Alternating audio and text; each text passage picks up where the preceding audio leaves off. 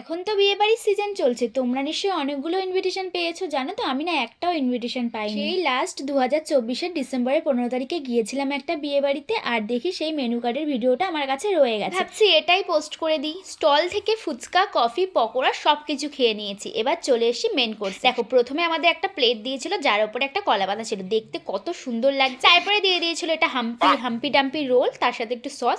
এই রোলটা আমি জীবনে ফার্স্ট টাইম খেয়েছি, ভিতরে ডিমের একটা লেয়ারিং করা ছিল। এটা খেতে মোটামুটি বেশ ভালোই ছিল। তারপরে চলে এলো কড়াইশুটির কচুরি আর চানা মশলা। যদিও কড়াইশুটির কচুরিটা আমি পুরোপুরি শেষ করতে পারিনি, পাশের জনকে দিয়ে দিয়েছি। তারপরে চলে এলো সাদা ভাত, ভেজ ডাল, আর তার সাথে খাওয়ার জন্য ঝুড়ি করে আলু ভাজা। যেহেতু অনুষ্ঠান বাড়ির ডাল আমার খুবই ফেভারিট, তাই ডালের সাথে এইভাবে লেবুর কম্বিনেশনটা তো আমার দারুণ লাগে। এরপরে চলে এসেছিল কাতলা রেজালা, যেটা আমি নিইনি, তাই পাশে কাকি নিয়েছিল, কাকির পাত থেকে তোমাদেরকে দেখিয়ে দিলাম। পাতে এবার স্যালাড দিয়ে দিয়েছে, তারপরে দিয়ে দিয়েছে পোলাও। এরপরে আসবে মাটন কষা। দেখো, বলতে বলতে কিন্তু মাটন কষাটা দিয়েও দিল। জানো তো, সেই দিনকে দুপুরবেলা আমি মাটন বিরিয়ানি খেয়েছিলাম, তার কারণ সেই দিন দুপুরে ছিল আমাদের দিদির বাড়িতে অন্নপ্রাশনের নেমন্তন্ন, আর সেখানে হয়েছিল মাটন বিরিয়ানি। ছোটবেলায় তো এটা একদমই খেতাম না, কিন্তু এখন বড় হয়েছে এটা কি পরিমাণ ফেভারিট হয়েছে সে কি আর বলবো। আর এটা ফেভারিট হওয়ার কারণ হচ্ছে সোশ্যাল মিডিয়া, কারণ সোশ্যাল মিডিয়াতে এত পরিমাণে মাটনের ভিডিও দেখি যে এটা না খেয়ে পারি না। যাই হোক, তোমাদের সাথে কথা বলতে বলতে আমাদের খাওয়া দাওয়া তো প্রায় কমপ্লিট হয়ে গেছে। এরপরে আসবে চাটনি, পাঁপড়, মিষ্টি, যেগুলো আমি একটাও কাকির প্লেট থেকে তোমাদেরকে দেখিয়ে দিলাম। এগুলো খেতে নাকি কাকি বলছিল বেশ ভালো হয়েছে, তবুও আমি নিইনি। আচ্ছা, তোমরা এই বিয়ের মরশুমে কটা বিয়ে বাড়ি ইনভিটেশন পেয়েছো অবশ্যই কিন্তু আমাকে কমেন্ট করে জানিও। এটাই ছিল সেই দিনের বিয়ে বাড়ি খাওয়া দাওয়া। তো চলো, টাটা সবাইকে।